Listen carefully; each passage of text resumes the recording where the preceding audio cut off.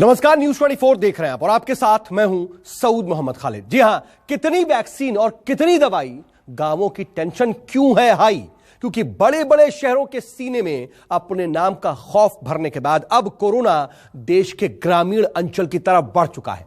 छोटे छोटे कस्बे और दूर देहात के छोटे मोटे गांव भी अब इस महामारी की चपेट में आते दिखाई दे रहे हैं और हालात बहुत अच्छे कतई नहीं है। कई जगह सरकार और सिस्टम या तो फेल हो चुके हैं या फिर उनके इंतजाम नाकाफी साबित दिखाई दे रहे हैं। इसीलिए न्यूज 24 के रिपोर्टर गांव गांव घूमकर इस महामारी के खौफनाक असर और सिस्टम की कसर से आपको रूबरू करा रहे हैं। इसी कड़ी में आज हमारी टीम उत्तर प्रदेश के बागपत पहुंची, जहां के गांव में पिछले कई दिनों में कई लोगों की मौतों की खबर सामने आ चुकी है।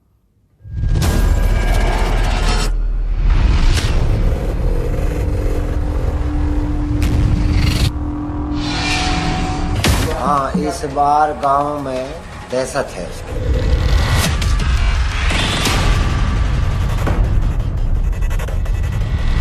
डॉक्टरों के यहाँ इतनी भीड़, गाँव में इतनी दूर दूर तक लाइन लगी रहती।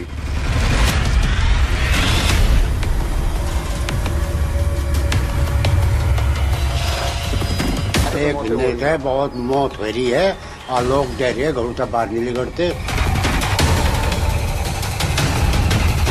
जवान तक भी गए, जवान भी चले गए। यहाँ हर चेहरे पर अनजाना सा खौफ है। बाढ़ में सुनसान गाड़े पड़ी है, किसान है हम तो खेत में भी नहीं जाते। मौतें गांव में कम से कम लगती 5-6 हो एकदम। हाँ जी, ये तो आंकड़ा है रोज का। हाँ जी, यहाँ हर दस्तक में एक गुमनाम सी दहशत है।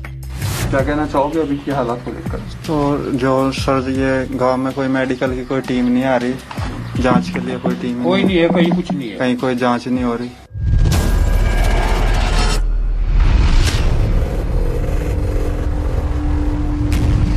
सड़कें वीरान हैं, गलियां सुनसान हैं और इंसानी चेहरों पर बस एक ही सवाल है कि आखिर उस रहस्यमयी बीमारी का ये खौफनाक दौर कब खत्म होगा, जिसने महज 1 महीने में इनके 30 से ज्यादा अपनों को निगलकर 12,000 की आबादी वाले उनके इस गांव को पूरी तरह बदल के रख दिया। गांव में ही तमाम मौतों के बाद गांव के अंदर दहशत का माहौल भी है। पूरा गांव सुनसान पड़ा हुआ है, आप देख भी रहे होंगे। और ऐसी परिस्थिति में आप समझ सकते हैं कि शायद ये डर हर गांव वाले के अंदर है कि जो मौतें हुई हैं उसके पीछे कारण कोविड था या कुछ और था। और कोरोना को लेकर अवेयरनेस प्रोग्राम्स तो चलाए जा रहे हैं सरकार की तरफ से, लेकिन कितने पहुंच पा रहे हैं उसको लेकर यहाँ पर भी तमाम सवाल हैं। अभी हाल फिलहाल में गांव की स्थिति क्या है? लोग कह रहे हैं कि बहुत ज्यादा मौतें यहाँ पर हुई हैं। क्या रहे? आप देख रहे हैं जी, गाड़ में सुनसान गाड़े पड़ी है, किसान है हम तो खेत में भी नहीं जाते, बहुत कम जाते हैं, दहशत हो रही, टाइम से जाते हैं। मौतें गांव में कम से कम लगती 5-6 हो एकदम। हाँ जी, ये तो आंकड़ा है रोज का। हाँ जी, रोज का नहीं, दूसरे दिन भी हो जाए जी।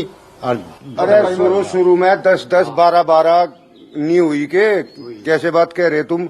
अब 3 दिन से जो पीछे 3 दिन गए, इसमें कुछ शांति है। आज भी हुई मौत, आज भी हुई होगी।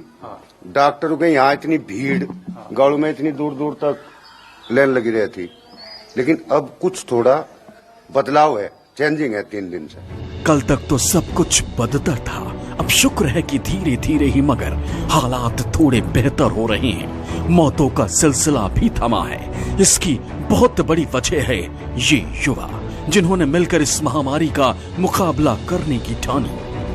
कि गांव में जब 1 महीने पहले ये स्थिति आई कि किसी की मौत हुई और फिर कोविड के मामले की बात सामने निकल के आई, तब ये दिमाग में क्या बात आई कि कैसे लोगों की सहायता की जा सकती है। और वो अवेयरनेस प्रोग्राम, जो कि गांव में ग्रामीण इलाकों में बहुत ज्यादा अवेयरनेस अभी भी देखी जा रही है, वो अवेयरनेस प्रोग्राम कैसे फैलाने की कोशिश करिए आप? सबसे पहले तो मैं धन्यवाद करता हूँ कि आप लोगों के माध्यम से जो जागरूकता हम लोगों ने फैलाई, उसका नतीजा आज ये हुआ है कि गांव में आज कोरोना वैक्सीन का टीका लगाया जा रहा है, जो पिछले 1 महीने से नहीं लगाया जा रहा था। उसके लिए धन्यवाद। जहां तक अवेयरनेस की बात है, तो ये लहर पहले भी आई थी, पिछले सेशन में भी हमने बहुत सारा काम किया था। इसलिए मैं और मेरी टीम हम पहले से सचेत थे इस चीज के लिए। जैसे ही 17 तारीख को इसने दस्तक दी थी, पहला मरीज हमारे गांव में मिला था, तभी से हम लोग हाई अलर्ट पे थे। मैंने इसके लिए एक अभियान चलाया कि अपने गांव के जितने भी युवा थे उनको जोड़कर, और जो हमारी स्वास्थ्य विभाग की प्राथमिक इकाई होती है आशाएं, उनको साथ लेके हमने हर मोहल्ले में, हर गली में एक छोटी छोटी टीम बनाई जो हमें एकदम से सूचना देती थी कि भाई उस घर में मरीज है खांसी और बुखार का। हम लोग तुरंत उसको जाते थे और अपने पर्सनल स्तर पे उसको आइसोलेट कराते थे और उसको जो बेसिक सुविधाएं थी वो दिलाना वहीं पे स्टार्ट करते थे। कहीं ना कहीं आज पिछले 5 दिन में मेरे गांव में गत है कि कोई भी अब नया केस नहीं मिला। उस जानलेवा महामारी को गांव से भगाने की जिम्मेदारी इन आशा वर्कर्स के कंधों पर भी है और ये इसे बखूबी निभा रही हैं। हालांकि इनकी शिकायत ये भी है कि अब भी कई लोग इनके सुनने को तैयार नहीं। मैं एक बात देख रहा था, मैं गांव में तमाम जगह जा रहा हूं, मैं देख रहा हूं कई लोग मास्क लगा के नहीं घूम रहे हैं, कई लोग जो हैं वो खुलकर बात नहीं कर रहे हैं। क्या आप मान के चल रही हैं कि यहाँ पर जो अवेयरनेस प्रोग्राम है, जागरूकता है, वो कम है लोगों में? लोग अभी भी कोरोना को बहुत कुछ ज्यादा समझ नहीं रहे हैं और शायद उसी की खामियाजा जो है तमाम ग्रामीण इलाकों में भुगतना पड़ रहा है।